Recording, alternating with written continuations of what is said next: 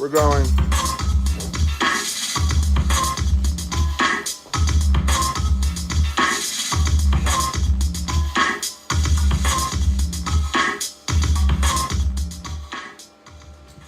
Hello everybody. Welcome to 96.1 KEXU, Po People's Revolutionary Radio. You can also find us streaming on poormagazine.org/radio. Welcome to Beats from Below, discourse on the police state, evil empire, white male supremacy, and the music we find catharsis into to help us survive. I'm Rebecca Reese. I'm one of your co-hosts. I'm Stacia Lampert. I'm the second co-host. And I am Maria Moore, the third co-host. On our inaugural broadcast, we'll be discussing Senate Bill 1421 and Assembly Bill 748, which require major changes to how authorities respond to police personal information requests. Po-lice, no offense to the po or the lice. In a victory for the people, we have now much more access to past code of conduct and use of force violations. Maria, you want to tell us a little bit how those are implemented? Right. So in order to access this information, you do have to do a public records request. The process is not too much of a challenge, though, I'm just thinking out loud that maybe for our next show, we can actually go into how to get those records, because it is, it's tedious paperwork, but, once you get it down, they are obliged to give you that information. So, that is one of the beauties of this bill that was just passed this year. So in regards to the records, we're not just talking about present from January to current to January 2019, we're talking about past records. So, the bill was made a little bit vague in order to get, so that people can access past, present, and future records. So this is very exciting. As someone who had a loved one killed by police, being able to get the records on the officers just means the world, because they have all the details regarding your loved one, all the nasty information that you didn't want out there that was misconstrued or put out there to demonize the person that they killed. But we, before then had nothing on these officers. The Police Review Commission, who was there to sort of make sure the process went smoothly, was there to protect the police. It is just as corrupt as the officers themselves. So this is transparency that we have not seen before, and we need to be able to access this information and show others how to get this as well. Yeah, we've seen historically in situations of police murder, they dig up information on loved ones, on the family members of loved ones. And historically, when activists have done that, the Panthers did that in the past, they would print the pictures of police who killed people and put them up. And there's always been, unfortunately, also a heavy crackdown, even when the law says that we are allowed to do that. Stacia, do you want to talk a little bit about how the problematic ways that this law has been,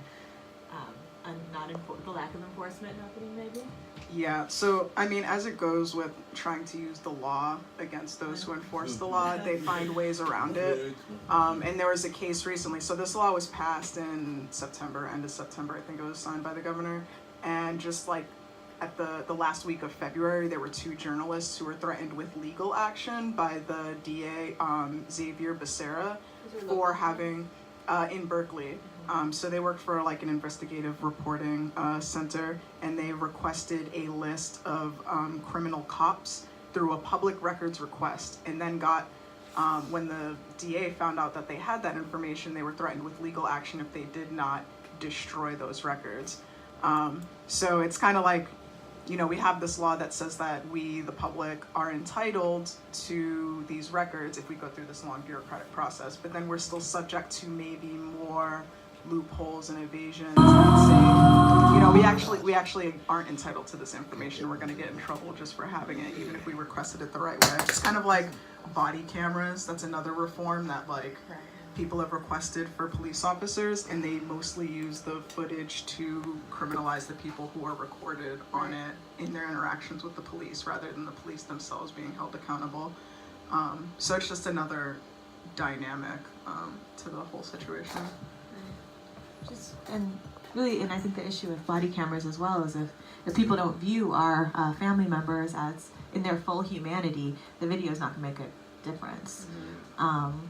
So yeah, once again, you're listening to Poor People's Revolutionary Remix, Beats from Below, on PNN KEXU at 96.1 FM on the dial in Oakland, and streaming live on poormagazine.org/radio and on Poor News Network channel on YouTube. Maybe we could, in our last few minutes, just give a little bit more of a picture of what our show is going to look like. So this is like kind of a teaser of the types of topics that we'll be talking about, but we also want to, like, a lot of us do a lot of different organizing projects in the Bay, and so we want to interview people that we work with and people who are impacted by police violence and gentrification and other sorts of things, and also share some music. I don't know if you guys want to share some things as well. Yeah, we do a lot of different organizing work and creative projects in the Bay. We're particularly interested in how people use music to recenter themselves, or to really get to know that dark sadness that can come from really horrific violence from the state, in order to have some kind of catharsis or transform that energy. So we'll be interviewing victims of violence, as well as people who have had family members who have been victimized by the state, and what music they listen to, what music their family members listen to.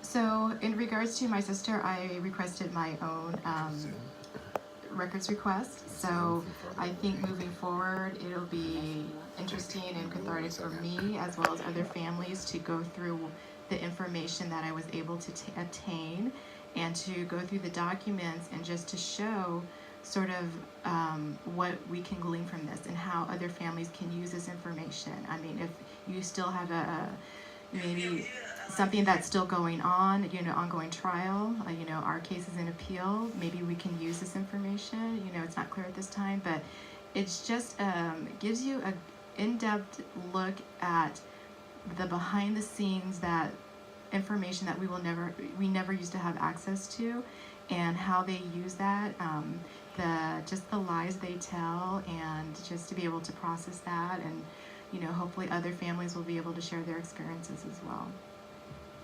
So on our next show, we're going to be interviewing Maria about her sister, Kayla Moore, and the music Kayla listened to, as well as maybe some music that Maria listens to.